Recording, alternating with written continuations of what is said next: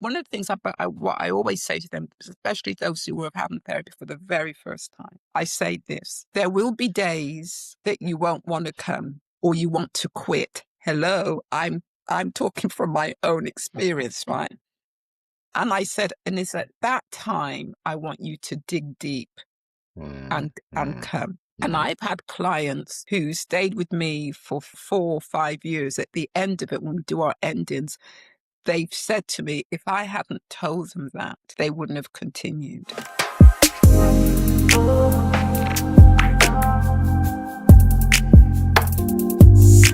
Welcome to Conversations with Nick, podcast that invites remarkable, everyday people to share something of their experiences of navigating life, love, and leadership. My name is Nick Ferguson, and I'm thrilled that you're joining me today for a conversation that I believe will really resonate deeply with anyone who has ever felt a call to address something broken in their community, but are not quite sure if they're the right fit. Today's guest is someone that I've had the privilege and pleasure of knowing and working with now for a few years. She's an accredited psychotherapist and founder of Restore Black, which is a community interest company which is breaking down barriers and destigmatizing mental health within the Black community. Her work has spanned multiple organizations, from working with caregivers to supporting refugees and asylum seekers. She understands firsthand the weight of intergenerational trauma and has made it her life's work to really help restore what has been lost or stolen from those who need it most. So without further ado, Audrey James, welcome to the podcast. Oh, thank you. Thank you, Nick, for inviting me to come on, although it was a bit, you know, I said, okay, sometimes we just have to step out of our comfort zone, don't we? Yeah, And yeah, yeah, absolutely. yeah, And I know it can feel a little bit daunting and a little bit nerve-wracking and can induce some anxiety even when we're yeah, doing these things because we just don't know where it's going to go. yeah, Uh, absolutely. but I'm really confident that the conversation that we're going to have today will really serve some people who may be in a Yeah. place where they're making maybe difficult decisions in life, have got questions about some big choices they need to make, in a place where they need healing, restoration. Yeah. And I know that from our work together and just from some of the conversations we've had just privately as well, that your story is a really fascinating one, and I think can really help others. So thanks for being generous and joining me today. Yeah, no problem. You're very welcome. Okay. Well, I like to start with this question just to give people a feel of who you are. So, in summary, who is Audrey James? Okay. Who is Audrey James? Well, first and foremost, Audrey is a Christian. And I say that firstly because my faith is important to me. I'm also the proud mother of 2 sons, adult sons. Audrey is also the proud grandmother of 5 grandchildren. And I recently, well, just over a year ago, became the mother-in-law of a beautiful daughter-in-law and her family. And Audrey's also quite fun. I Yeah, like to have a lot of fun. And I'm a psychotherapist, a Black psychotherapist here in Gloucester. Yeah, so I think that's me in a nutshell. You might yeah, pull out some more as we go along. yeah. I guess as I'm speaking with you and I see your the images and the colors that are on you that you're wearing, and also in your room there, and you just Mm, mentioned fun. I guess say a little bit more about the fun, because I guess when people think about, you're a psychotherapist, yeah, and yeah, sometimes when people hear things like psychotherapist, they're like, they can have all manner of connotations. yeah, Fun might not be one of them. yeah. So Well, maybe just say something about that. yeah, I just love to have fun. Like I said to you earlier on, like today, for example, it is a day off for me. I don't work on Fridays. And I Mm, think that life gets so busy, within our work as psychotherapists, we are looking after or helping to be present and witnessing with our clients what they're going through. And it's quite heavy work. And so I do make sure that I find time for myself. And so I have this day off, and so I have a long weekend, and that's when I Mhm. shut off, and just enjoy, go out with friends. And one of the things that people may not know about me, my close friends will know, that I'm always dancing, you Mm, know, mm, uh, and it's about movement for mm. me. Yeah. So I do find joy in music. When my grandchildren were small, I found, and my sons used to find joy in playing with them. One of the things I always say to some of my clients is, when was the last time where is play in your daily life or weekly Mm, life, or where is play? We tend mm, to forget play. mm, And I'm just, as I said that, I'm thinking of a song, um, years ago, sort of make me as one of the lines was, make me as a child at play. And I think that's important that we continue to think about that side of us, the fun side, the playful side, because it's all there in mm, us, mm, and we need mm, to continue with that. So I love mm. to dance, as I said. I'm always Yeah. dancing the home, every day.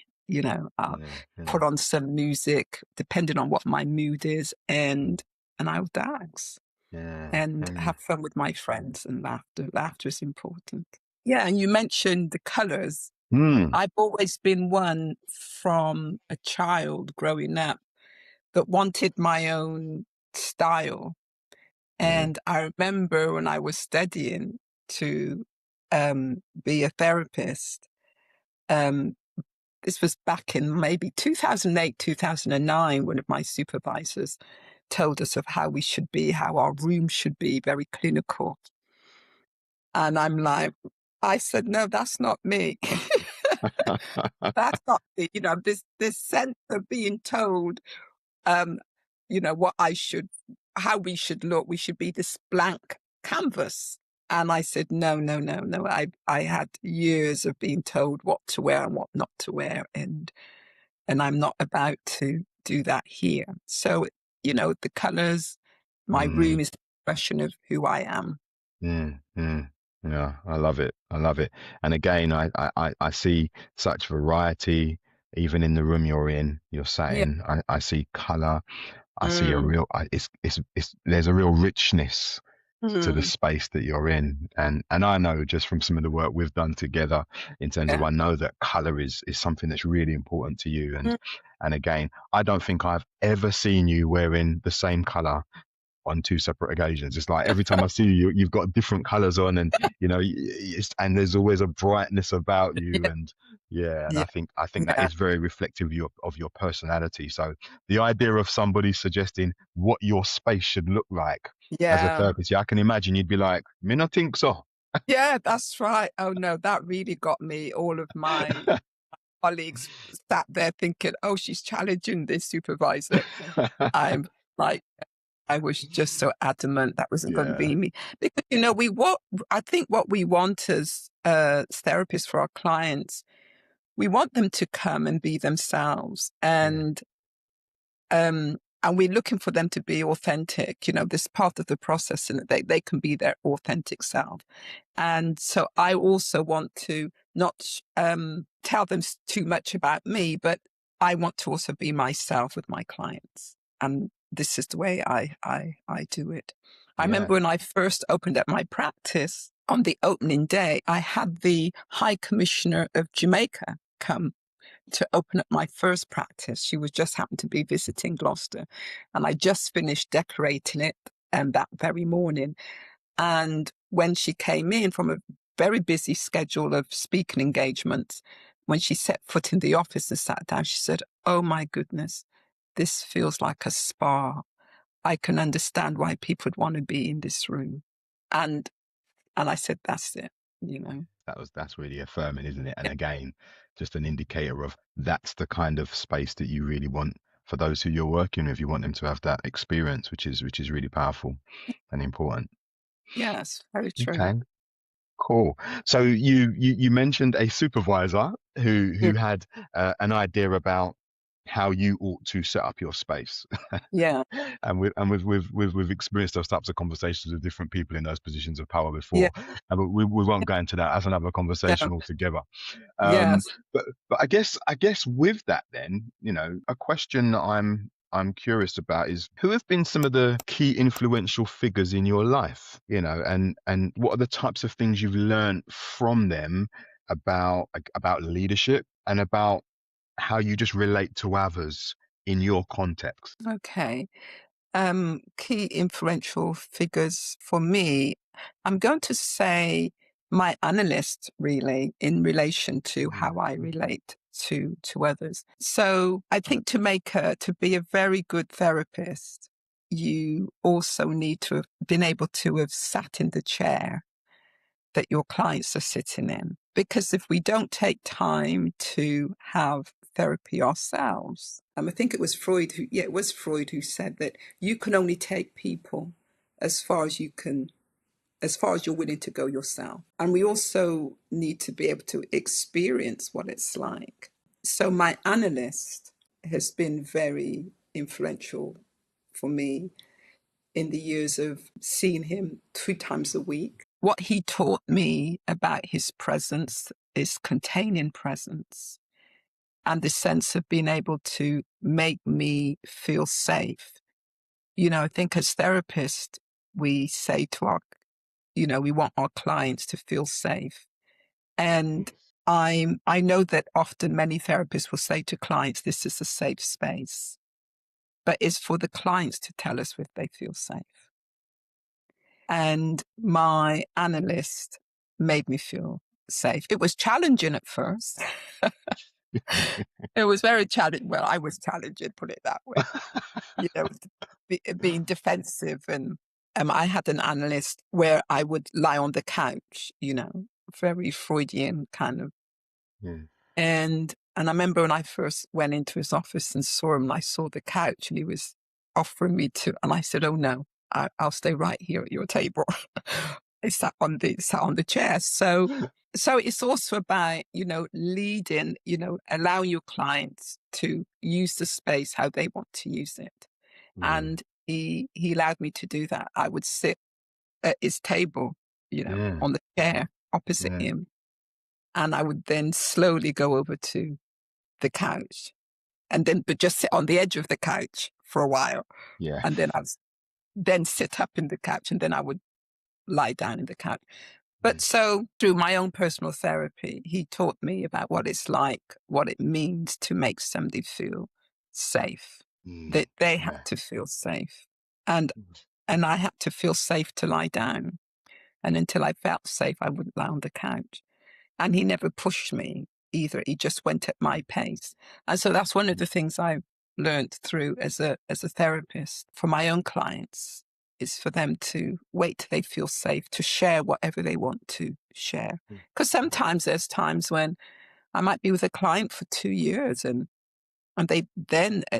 it's then they tell me some horrific things that's happened to them. But that's when they felt safe to do so.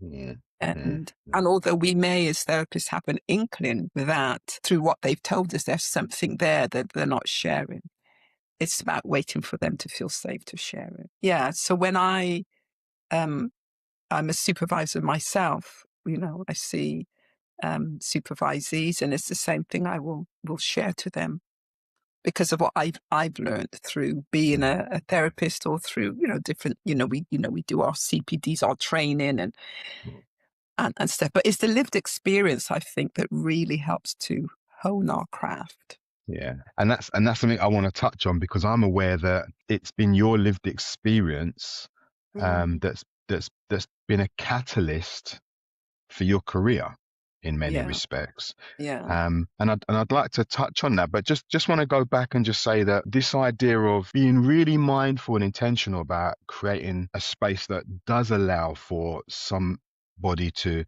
work at their pace. Mhm. Typically, when people's experience might not be that, people, like we was even just speaking about a while ago in terms of the supervisor that you Yeah, experienced, who was saying, well, actually, yeah, this is how your room needs to be set up. This is yeah, this is how, as a therapist, you need to show up yeah, for your yeah, clients. It's like, Yeah. surely that goes against everything that we're trying to Yeah. do for those who we're working with, which is what you've described so well. I think this idea of being able to create this space to allow them to share and process and bring things at their pace when they feel safe, Yeah. and they're the ones that determine what safety is Yes. and when it's in place. Yeah. It's not for the therapist to determine that. Yeah. Exactly. And there's a real freedom in that, you know. Mm. So yeah, Yeah. I love that, and it really resonates with, you know, in terms of the space that you know that I'm offering for the work that I'm doing with my clients Yeah. as well. Mm. And I've seen you do that in practice as well, Yeah. Audrey. So no, that's lovely. So let's go forward again in terms of your own lived experience. You've mentioned Mm. lived experience. Yeah. That's been a real catalyst for the path that you've chosen. I guess what was it about your lived experience that got you to a place where you thought you need to do this for others, Mm. you need to offer this for others, this experience that you've had with your own analyst, you know, Yes. what got you to that point? Yeah. Well, there's a saying, isn't there, that as therapists we are the wounded healers, and I just love that saying because it's so true. So as they growing up, we've all heard of the Windrush generation, and my parents are from that generation, and so am I. And so when my parents left Jamaica to come here. They left me in Jamaica. Yeah. Um, and I wasn't even a year old yet. So, and I was left with my grandparents. And I grew up for the first 5.5 years of my life in Jamaica, really believing that my grandparents were my parents. I didn't know that I had parents in the UK, Mm. or even a sister. I just thought my cousins, we were a family. And then one day one day I was told I was going to church, which we went to church, and being dressed in my Sunday best to go to church, only to end up at an airport and being taken by this woman on the plane. I remember just just screaming for my life and fighting for my life, really, because Mm. Mm. when I look behind every step I took through that airport with this stranger, my aunt was further and further back until she disappeared. So, unbeknownst to me at that time, and it wasn't until I did start my training to be a therapist, that moment for me, which I call the kidnap, ushered in trauma. And so I remember I was screaming so much on the plane that the captain took me off and hushed me, walked me down the forecourt and would hush me to, to say that I was going to be okay. And Mm. then when I finally be quiet, he took me back on the plane and rejoined this strange lady who I never met, still don't know who she was. And then I got to this side of, got to the UK, and this stranger then then gave me to two other strangers, which were my mum and dad. And then this screaming started again, and I just was running for my life up and down the airport, didn't want to be caught, and I didn't know what was happening to me. My world had changed, just no preparation. So yeah, so that's the trauma for me, is the sense Mm. of this broken attachment, Mm. Mm. um, being taken from not only those who I thought was my parents, but also siblings, friends, a culture, a country, to come into this cold and bitter, dark place. I guess that's why color is so important. you know? Yeah, so that was trauma. And what that did for me was I had this sense of, as a child growing up right through to secondary school, actually, that I never felt good enough, and that I wouldn't be able to achieve, or a sense of whatever I did was I would fail. Because initially, when I came here, then I was suddenly pushed into this school where I was the only black child. In the area that I lived, it was all white, and I was the only black child. Of course, nobody could understand me because my accent, my patois was so strong. So, for example, those who are from the Caribbean would understand this, and I'll translate for those who are not. Thank So, you. so if I want to go to the toilet, I would say, "Me want pee pee, Me me want." want TV. Me want go So to the toilet. yeah, That's so that brilliant. that understand me. So, and what Mm, would happen is that all of my schoolwork, especially in infants and junior school, I would always fail. It would always be an F on my report cards, and the teachers would always say on the report cards that I have the ability, and they never understood why I wouldn't, why I couldn't understand. But through this work that we do as therapists, it was because of the trauma. It was when trauma happens, it holds you, it gets held in the body and in your mind. And so nothing else would get in because I was still processing, well, I wasn't even processing the trauma. It was just there. And of course, my parents and the schools at that time didn't understand why this child couldn't grip something because I was already in the grip of trauma. I was still trying to think where I was looking around, where am I?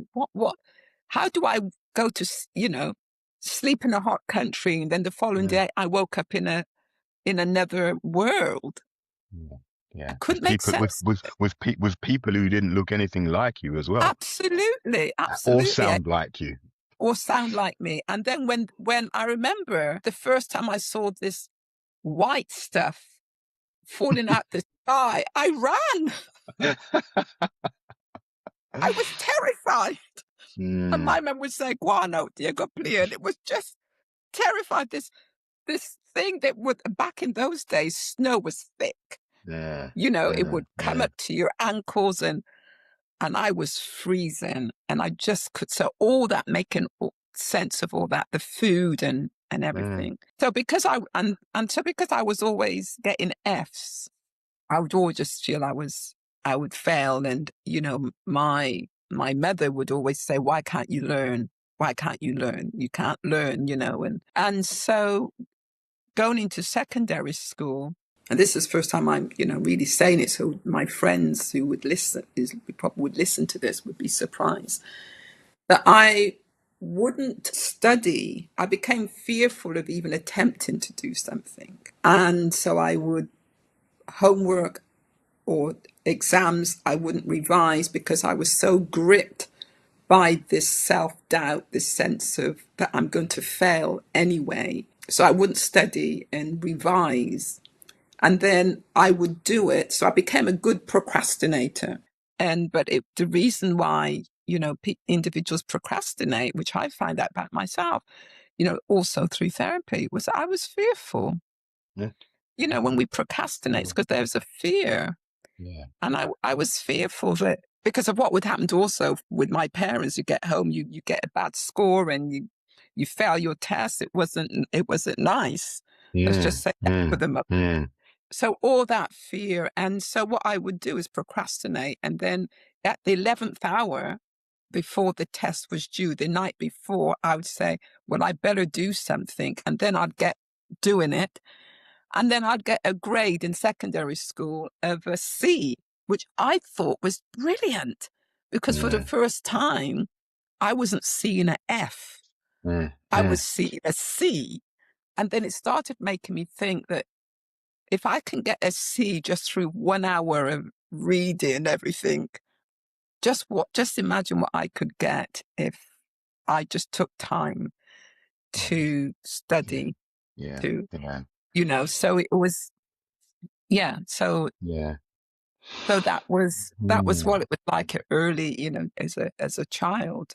And that experience of what you describe as you remember it as the kidnap, this Yes. this early childhood trauma of Mm. being taken away from a loved one, a significant other in a Yeah. completely different land, Yeah. being taken by a stranger, flown across the waters to another land, and then handed over to Yeah. two other strangers, you know, Yeah. um, in a completely different culture Yeah. where you don't look the same or sound the same as people around you, that experience of trauma almost became a barrier to you then really being able to reach your potential, to Yeah. even achieve in a school setting where you felt that you were just failing because you nothing, you described it as nothing else could get into your brain, because actually, although you might not have been aware of it at the time consciously, there was this trauma response that was stopping you from,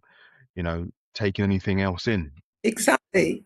That's right. And it's through that one of the things regarding trauma, one of the things I've learned for myself through my own analysis and, training is that what was laid for me was this, there became this barrier, this foundation in my head. So anything good that was coming in would bounce off this solid foundation of, no, not good. Because why would I be given away? Why would I be kidnapped away? Why would my grandparents who I love give me away? So, that sense of, well, not good enough, there must be something about that for me. But I always had this sense, not sense, but I always knew growing up that I'm going to do anything I could because I'm out of here. I was already planning my escape. I'm going back home. I would always say, I'm going to go back home. When I was 8, 10, I'm going to go back home, meaning that I didn't see where I was as home with my Mm. parents. Home for me was where I was as a baby, Where grown you'd up been to taken from. yeah, where I'm going home. Yeah. And that sense of going home stopped when my grandmother died when I was 12. It was the most horrific thing for me. I never saw her again. And so the sense of going back home stopped. But what I did then do is leave home at 16 to make my own home. Yeah. Okay, 16 years old. I mean, that's young. But Yeah. didn't feel young that time. But when I think about my own children and my grandchildren when they turned Mm. 16, my goodness, Mm. I was doing at 16, making my own way. And Mm. but you asked Mm. the question of how I came to then train. Mm. I think this will be my last career, but this is not my first career. I was in housing for a while, and it was at a time when I lived in America for 10 years. And whilst I was in America, they thought I had cancer. Well, there was some cancer cells they found, and I had to have a hysterectomy because of that. And while I was waiting for the test results to come back to see if I had full blown cancer, I remember lying in my hospital bed thinking, if I die from cancer, if this takes me out, then I think I would have died the most miserable woman, because I knew I did a lot of masking. That trauma followed me. And then it was then there lying in my hospital bed waiting for the results that I decided if I if I get out of this, I'm going to start seeking therapy. So I did. I went for a therapy session while I was in America. Great therapist. I went for one session. I never went back. And I just thought this was supposed to help me. I felt worse because Oh, what therapy does, it does make you look yeah, it brings head things to on. the surface. Yeah. Yeah. And I didn't go back. And then when I came back here to the UK and I was in housing management, and I was managing about 12 to 15 staff members.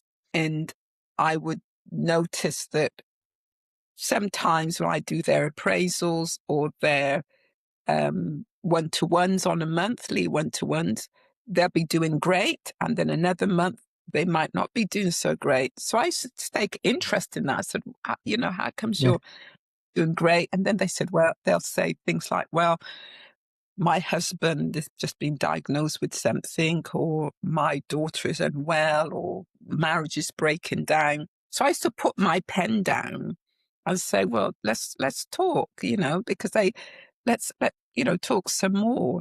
And so Yeah. I'd then go back to my boss and say, you know, this individual, I think we could we offer them some time off because they're going through, but he wasn't having it. But they felt that they could talk to me. And although they were still going through some stuff, their work, improved Yeah. because they felt they had somebody who understood them, Mm. who wanted to hear them. It wasn't just about the job. Yeah. There was a reason behind it. And I think from my experience, once again, we're the wounded healers.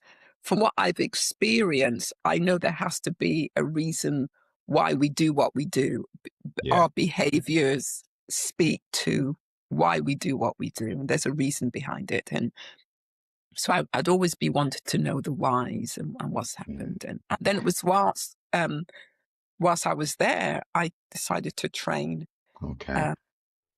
to Okay. be a therapist. Okay. So a combination of your own lived experience and going through trauma for yourself, Yeah. attempting your first therapy session and thinking, boy, I mean, now I go back there. It did something that kind of helped you to see, right, maybe, Yeah. this is tough. Yeah. But then actually in your role, in your leadership role, Yeah. in supporting team members, Yeah. you created space. You were able to say, okay, well, let's talk. Let's Yeah. explore what's going on for you, because Yeah. clearly there's a pattern between what's going on for individuals and Yeah. their performance, and Yes. helping them to kind of navigate that and speak that through. Yeah. Just even just giving them that space to be heard and to Yeah. have their experience validated can make Yes. a massive difference. And you saw Yeah. that. So therefore, that then, in a Yeah. sense, is those things have led you to the path you're on. And yeah, and it's interesting. You can see the thread, even as you share what you've Really. shared. You can Yeah. really see the thread, and you've said it a few times, and I know I've heard it before, because we're in the same sector. But this Yeah. idea of being the wounded healers, Yeah. I think there is something really powerful about that. This Yeah. idea that people might look at a therapist and kind of think that they've got it all sorted, that they're great, they've got it all together, when the reality is, not saying that we're all over the place, I'm not saying that at all, but there is a level to which you need to experience some things, and you need to face some things for yourself, in order to be able to, I guess, have more empathy and understanding, to know what it's like for somebody else to be in that space for themselves, and to be able to support them effectively. And that's the bit that can sometimes get missed. Yeah. Um, Because one of the yeah. things I always say this to my clients who come for the very first time. And Mm. I know there might be clients, individuals who are thinking of therapy, but never gone through. So, I think this is important to say here, is one of the things I always say to clients when they first come, because it's a journey for them. They don't Oh. just pick up the phone one day and say, I Mm. want therapy. Mm. It's been a process. They've been thinking about it. So Mm. I'm always curious about why now? Yeah. You Great Why question. Yeah. today? Why today? Why Yeah. not Yeah. last week or last month? Mm. So there's Mm. something about that. One of the things what I always say to them, especially those who are having therapy for the very first time, I say this: there will be days that you won't want to come or you want to quit. Hello, I'm talking from my own experience, right? And I said, and it's at that time I want you to dig deep Mm. and Mm. come. And Yeah. I've had clients who stayed with me for 4 or 5 years. At the end of it, when we do our endings, they've said to me, if I hadn't told them that, they wouldn't have continued. Yeah. So from our own experience, our experience teaches Mm. us a lot. Yeah. Yeah. And you talk about, you meant one of the questions you asked me early on about who's influenced me. So when I finished my training, fresh out of training, I started working with a great organization, the Bridge Foundation in Bristol. Mm. And fresh out of training, wet behind the ears, as they say. And my colleagues there, my supervisor there, were just brilliant in helping me to be where I am today. So Yeah. Fantastic. mm, Fantastic. Thank you, Audrey. there's so much that you've just kind of dropped in there, which I think is just really, really, really helpful to hear. And my mind, in a certain times, I was thinking, oh, no, Fine, stay let's go with with where you're it. at. Yeah, let's go. Yeah. Um, you spoke about, your experience at the Bridge Foundation. Now, I'm aware that, the term restore and restoration, this idea of giving back what's been lost or stolen is really quite core. It's quite central to your work. There's a theme there for you, and I know that you've founded Restore Black. Yeah, And I think it might be good just to say a little bit about what Restore Black is. And I know that one of the things that you do as part of that, what you founded, is you do actually have live therapy sessions. You yeah, have a podcast, and yeah, you also host public events. I'd love to just touch on what you've learned from some of that, but maybe just yeah. say something about Restore Black, just so people know what it is. Yeah, so if I can also say first, so I'm also the founder of my practice, which is Restore Counselling Restore Service. counseling. So again, Restore restore Counselling- is a Yeah, theme. Yeah. exactly. Restore Counselling Psychotherapy Service. So I remember my first set of training, we had to, one of our assignments was to come up with a statement for ourselves. So we had to write about. And when I was in America, I had I was attending a church, and a Christian rabbi came to be the speaker for the day, and he started speaking on the 23rd Psalm.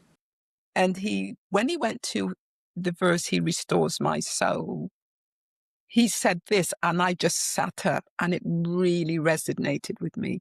He said in the Hebrew that verse restores my soul. The word restore means wherever in your life you have been broken, whether that's in childhood, teenage years, young adults, God will go back and find those broken pieces because he's in the business of restoration. Mm. I tell you, Nick, I just sat, I said that spoke to me That's because I beautiful. was sitting there feeling so broken. Mm, mm, And and that was back in the 90s, and it's never left me. yeah. So when I was training, and I was also doing my own personal therapy, I wanted individuals to experience the sense of restoration or that I was feeling. And so when I left, I started immediately Restore Counselling Service, which is my private practice. And then in 2024, I was thinking, talking with another friend about doing Restore Black. Didn't know what it would be called at that point. But the reason I wanted to, let me stop there. So whilst I'm really passionate about the mental health and well-being of everyone, what I've noticed through my practice is that very few that come to therapy are from the global majority, not, black and brown. And so I thought there is an epidemic going on with that community about our mental health. And that Mm, is because of, once again, history, about being raised not to talk our business, not to share. And that all tends to do with our parents coming here and the racism they experience. Who could they trust? yeah. So they became silent, and then taught their children, don't not talk your business, Mm, and not mm. everything you tell everybody, keep it, That's right. Yeah, keep it man. in. And because of that, we don't think about the impact of what's happened with us, what racism is doing to Mm, us. Keep it in. And once again, I say it's get housed in our body. And I, for one, know exactly what that feels like and how it mm, can impact us, our mental well-being, how it impacts us. So I was thinking about need to do something, and what would the name be? And then it was with my son. We were in fact, I was in A&E one night with a bad eye, and my son said, "I'll come and wait with you."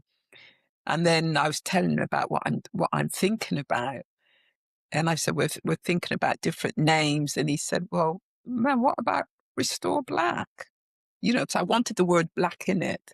Mm, mm, I Yes, because reason for Restore Black is like a play on words, isn't it? Instead of restore back, it restores about giving, giving back something that was stolen. If you think about us, we were once kings, pharaohs, queens, owners, mathematicians of all that we surveyed, and then, things like slavery, the transatlantic slave trade, and all mm. that's happened to us, how it's impacted us, and the intergenerational trauma Trauma. Yeah. that's come from, and how it can, and we were told that we were less than, and Mm. that's psyche. So there's something about restoring back to actually what would have been a real sense of empowerment, Yeah. um, a real recognition of what one was capable of doing, Absolutely. with the right environment, with the right support. Yes.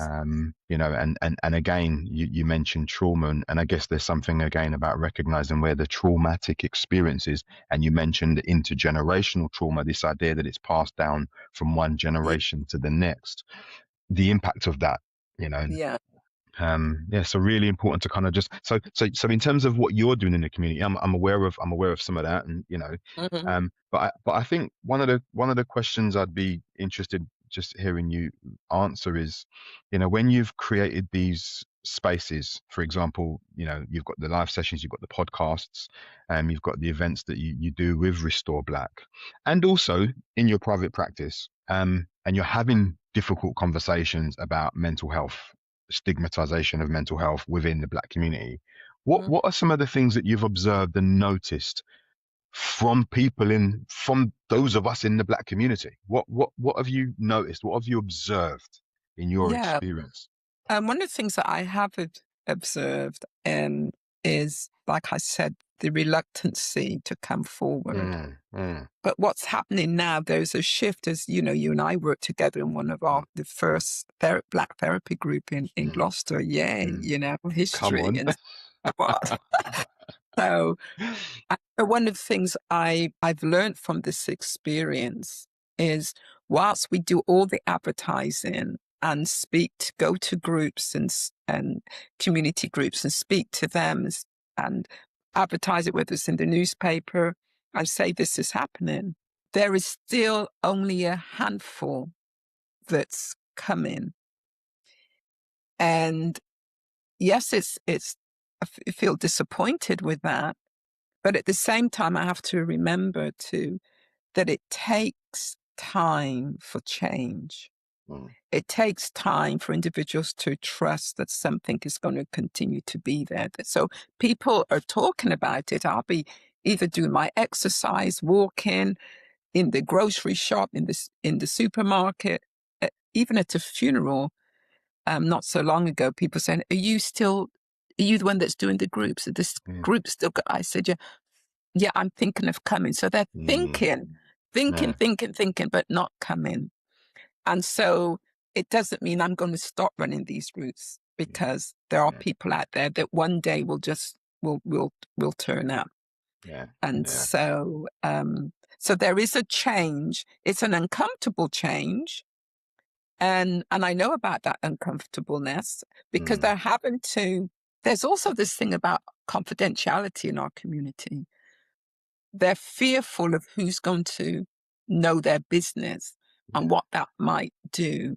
And I Mm, understand that. And we understand that as therapists, don't we? mm, Because mm, what they tell us stays with us. Even when a client ends, whether it's after 4 or 5 years of being with me, I will say to them as part of the ending, I said, whatever you've shared, all that you've shared with me in this space for 5 years, the confidentiality will remain until I go to the grave. So mm, to let them know that space for them mm, mm. is still only for them. And Yeah, although we've finished, it will never be spoken about. yeah, So yeah, what I yeah. want our community to do is to really take that step forward and come to the spaces that are being made available to them. Mm, So mm, there's the group that you and I are running, and we're mm, about to start that back up again on the mm, 24th of February. mm, And also there's the group for the Black men. mm. Within our community, suicide is quite high for us as Yes. a people. And the other thing that I've noticed, and also through research, is that unfortunately, mm, a lot of the times when we start to think about our mental health is when somebody is sectioned. Yeah. Crisis. When it's crisis. When Yeah. it's, and I often say to Mm, people, do not mm, wait for crisis to mm, happen or you see. mm. What will happen was sometimes within our family, the family members will try and keep a person who they know is struggling. They won't share, and they'll try to manage it by themselves in the family. And I think that's because of shame, embarrassment. So they hold this person secretly. Mm. But then a crisis happens when they can't no longer contain that person. Yeah. So the person will go off in the street, start stripping off, Mm, or commit some heinous crime. And also, when individuals are sectioned, some of the times there's no record in their medical record that they've ever been to a doctor to say that they've been depressed or been struggling, nothing like that. So I want our community to just come. mm, It doesn't mean that you don't have to wait for a crisis. mm, Come mm, and talk, come and mm, share, and mm. yeah, Yeah. Even as you say that, you mentioned coming before you get to a point of crisis, and just thinking back to what you said about fun earlier, I think about even the discussion I had with one of my clients earlier this week, in fact, and they messaged me after the session later in the afternoon, and they said one of the things they said was, "Thanks for the belly laughter. oh, great, Thanks for the beautiful, belly laughter." yeah, And I think there is something, isn't there, about recognizing those two ends of the spectrum. yeah, There's the fun, there's the yeah, playfulness, there's the yes, belly laughter, and then there's crisis at the yeah, far end. And yeah, what you're describing in terms of the work you're doing, particularly with those in the black community who for whatever reason, because of yeah, our maybe cultural cultural patterns that are deeply yeah, rooted, yeah, for example, the hesitance to then speak about what's going on in terms of our yeah, feelings, maybe what we're experiencing in our families. You're creating that environment where actually somebody can do that, and yeah, it's so important because it's about prevention. yes, And it doesn't have to be something that's really disastrous.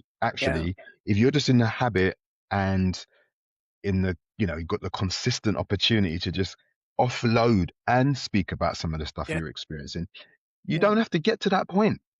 And yeah, I think part of what you're speaking to within the black community in particular is, and there's others as well, but in terms of the context of our conversation, we're yeah, speaking about the black community. you know yeah.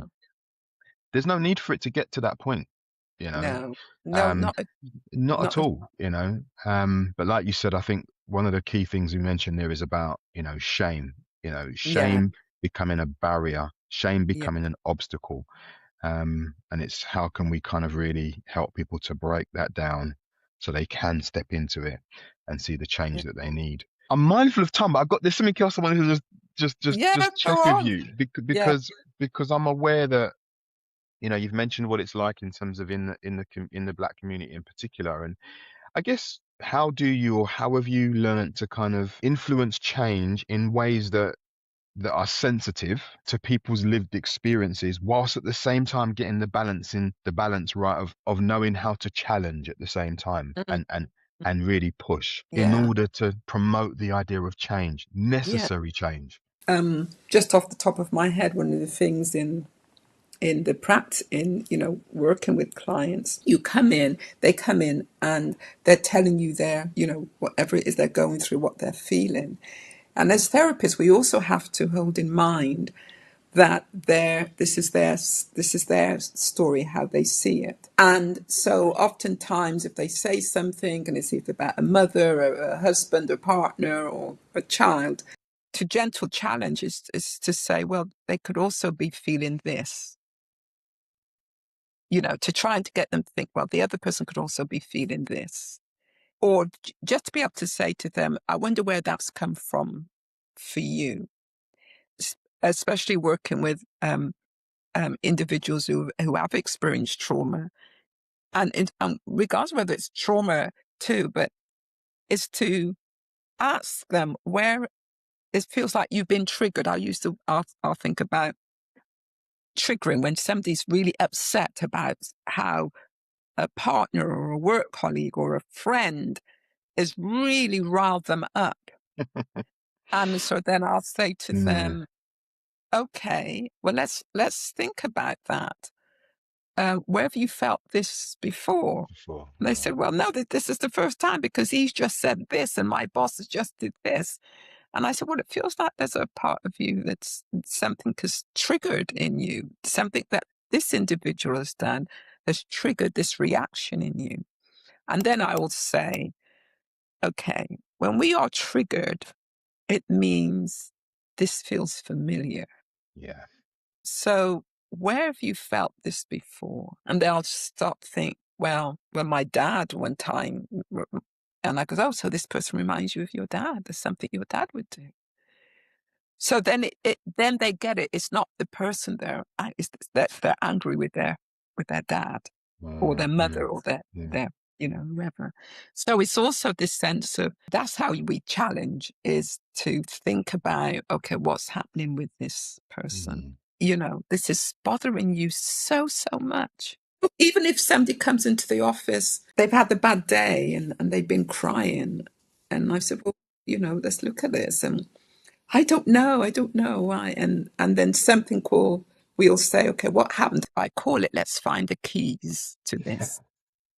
And it's something that I use. It means that, you come home at night, you know where you put your keys. And then in the morning you go to that place and it's not there. So we start to retrace our steps. So let's retrace our steps here. What happened? And they'll go back and then they'll find, goes, oh, this is why.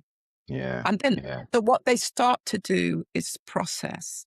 Because many times too, there are things that we house in us that in therapy, we find the unprocessed trauma. Like my analyst was able to do with me, he found a lot of unprocessed trauma, acting out. I remember one time in my session, my therapist, my analyst said something. I said, I'm not standing here. I'm not lying here listening to this. I'm going. So I got up off the couch before the session was over. And I remember he saying to me, he said, before you go, do not slam the door. So I went out and I slammed the door. So there's that child in you Yeah. that comes up every so often. Mm. And Mm. I went back, 2 days later and we're able to think about it. What happened in that moment Yeah. was something had triggered me. And that child in me came up, that Yeah. hurt child Yeah. came Yeah. up. And so, and I see the same thing with the clients. And Mm. I'll say to clients at times, it just feels like a small child has just entered the room. And they'll say, yeah, I felt that too. And I said, and I'll say something like, how old? I said, probably 10. I said, what happened at 10? And then they tell you. So the work that we do Mm. is just Yeah. amazing, isn't it? Yeah. Yeah. And how Yeah. healing can take Absolutely. It's place. And powerful. people often say, how can just talking help? Yeah.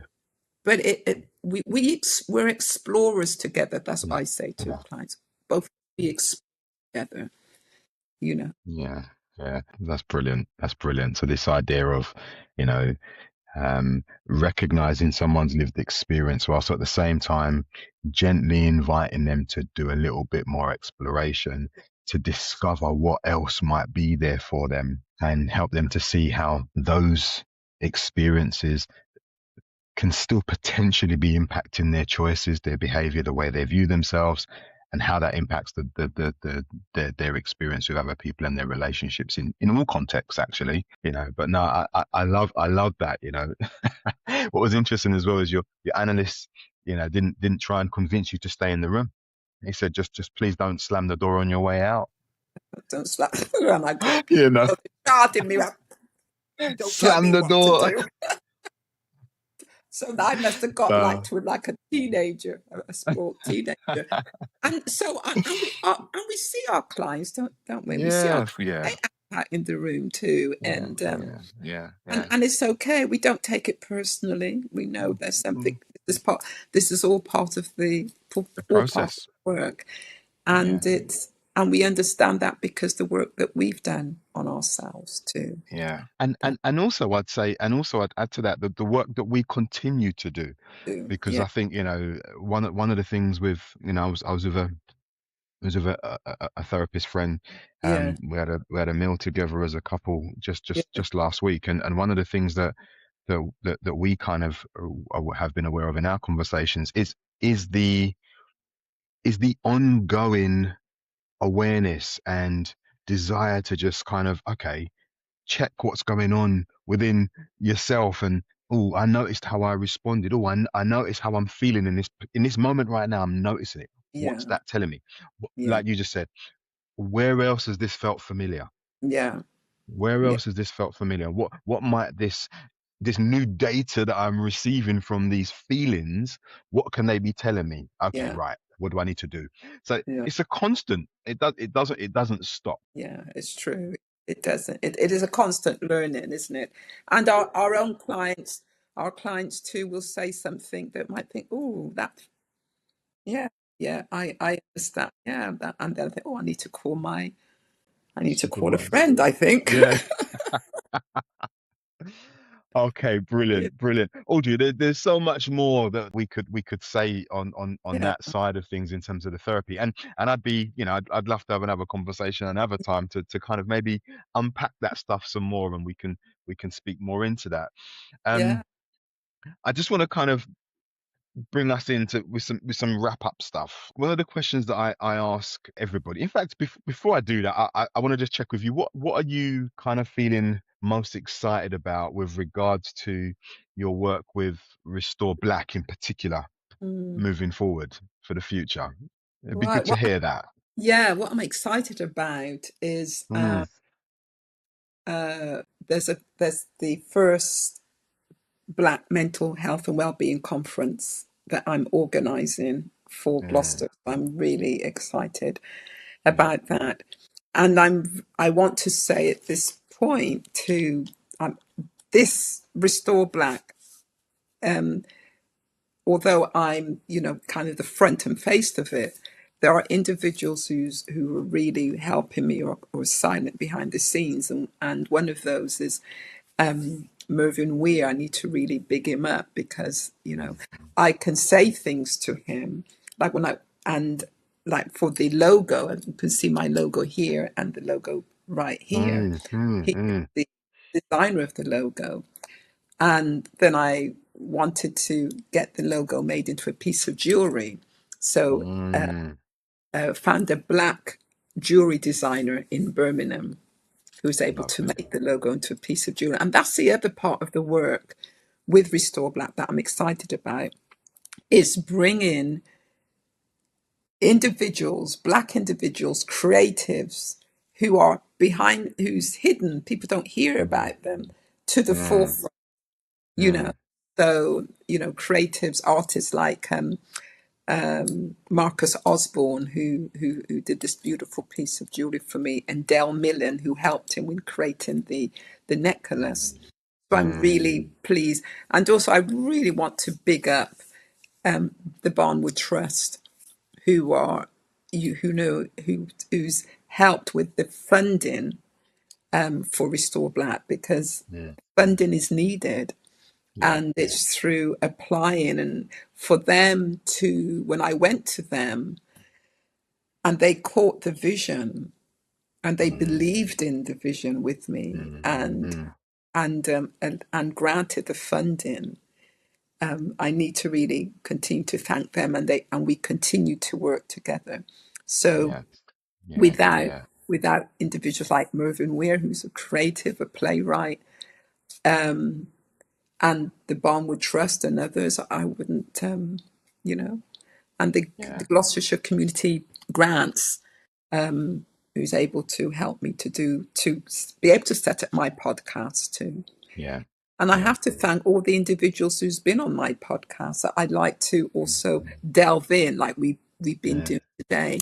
And so the reason I said yes to you, Nick, was because that I know of your work and what you do and the help that you've given me in with the therapy groups. But also one of the main reasons is because if I'm asking individuals to come and open up, Yeah. you Yeah. know, I need to be able to do that Mm. too, you Yeah. know. Yeah. And I want individuals, whether they're high profile, to be able to give examples of their own struggles in order to help individuals in the community who are struggling. Because if they can see us opening up and know that we've never had it all together and we still don't have it together, but the difference that being able to talk openly, to get rid of that, we're not talk our business. We have to start Mm. talking. If we want to Yeah. heal, we have to Yeah. start talking. So I think the platform that you offer for us to do that is fantastic. And Yeah. I'm hoping that as it goes far and wide, how freeing and how liberating and how restoring it can be to Mm. sit with the thing that's uncomfortable, Yeah. Yeah. you Yeah. It's great. and explore it. Yeah, Yeah. that's great. So there's so much more in the future for Restore Black, and you've got big projects. I know you've Yeah. spoken with me about the conference as well. That these are Yeah. things that you're planning, and I think it's really important as well. We'll get and include. I think it'll be important to include not just details of the work you're doing and where people can find you, which we will put in the Yeah. description for this episode, but also for some of those creatives and those other individuals that you just Yeah. mentioned. Yes. I think it'll be good for us to be able to also include them so people Yeah. can go straight to them and find Yeah. them and find Abs- their work as well. Like you said, it's about bringing individuals to the Yeah. forefront who are typically hidden or Yes. invisible doing stuff that's really, really impactful in the Yeah. background. So we'll do that and Yeah. we'll make sure that that's all included as Thank well. you. That would be Yeah. great. Be No, great. that's fine. That's fine.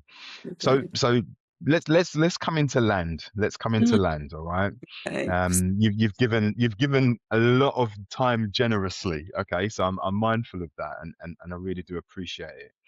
Can I just ask you, what what would you say that you once believed, Audrey, in your experience now, all these years, and with some of what you've shared today, what would you say that you once believed about yourself, about therapy, about leadership that Hmm. you now view differently? Mm.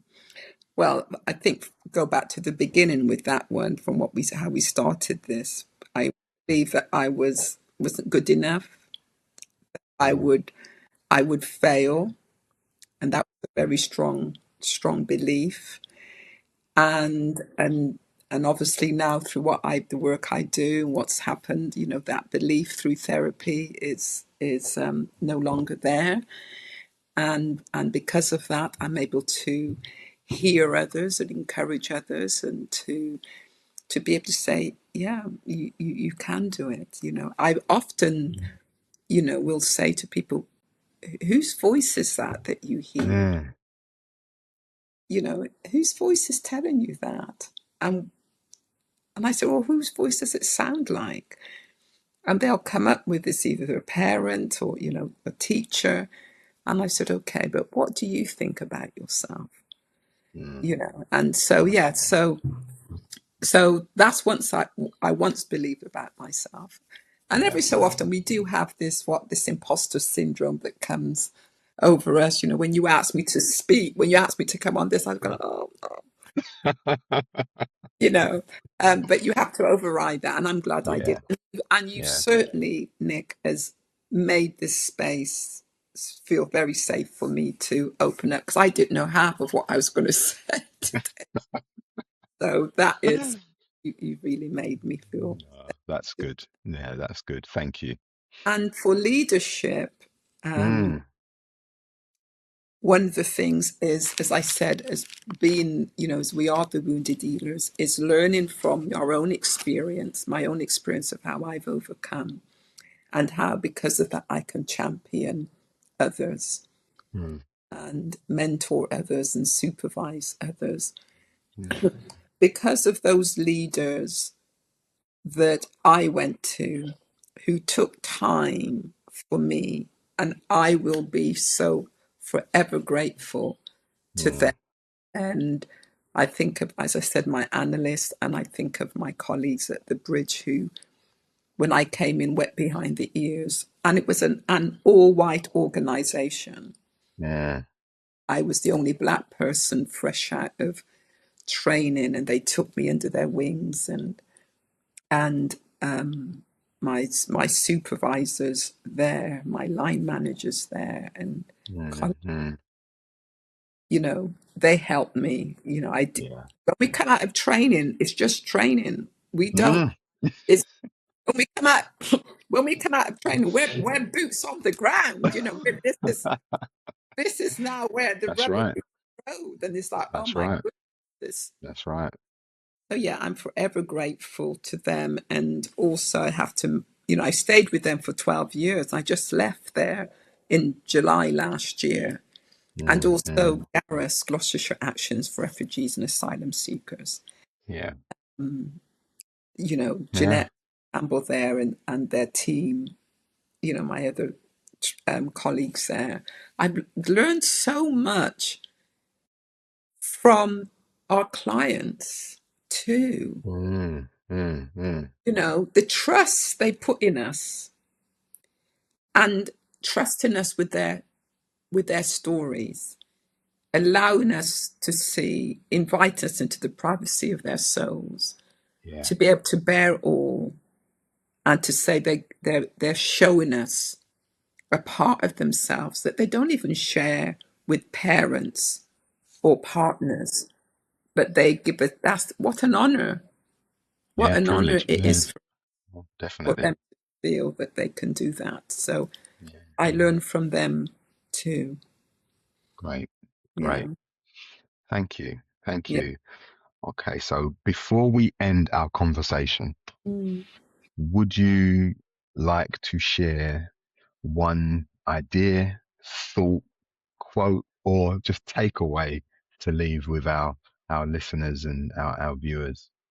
What comes to mind is, which was made famous by Marcus Garvey. People think it's Bob Marley. For our people, it emancipates yourself from mental slavery. None of ourselves can free our minds. That's what I want to leave and to be able to say, just take the first step. If you've been thinking about therapy, it is a healing journey. It will set you free. You will be challenged, and it can also be frightening. But what you get from it is fantastic. If I hadn't did my personal therapy, being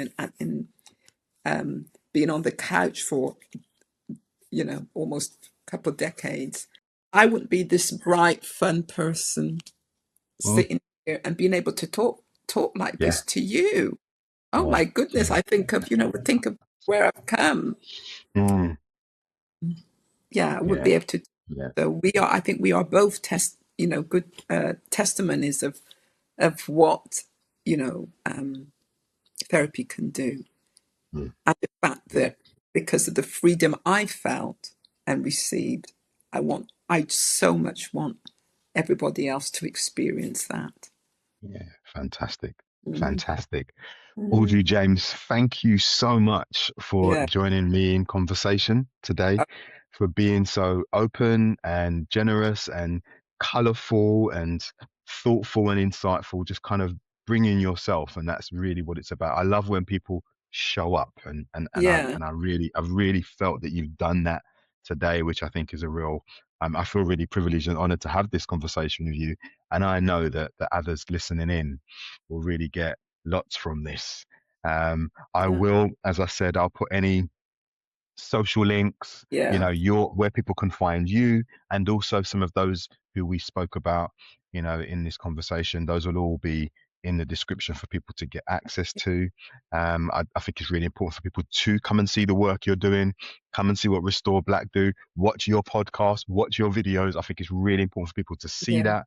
that. So for anyone watching or listening, I really do hope, and I'm confident that you would have found some real value in Yeah. this conversation with Audrey. Thanks so much for tuning in. And if you did find value, please do me a favor and like, subscribe, and maybe leave a comment as to what resonated with you most. So Yeah. again, Audrey, thank you. Viewers, listeners, thanks for tuning in, and see you again. Yeah. And thank you, Nick, for asking me and believing that I could, have something to bring to your work that you are doing. So Yeah, thank you for your belief in me. Thank you. absolute pleasure, Audrey. Thank you. Okay. Take care. Okay, you too. Bye bye. All right. Bye bye.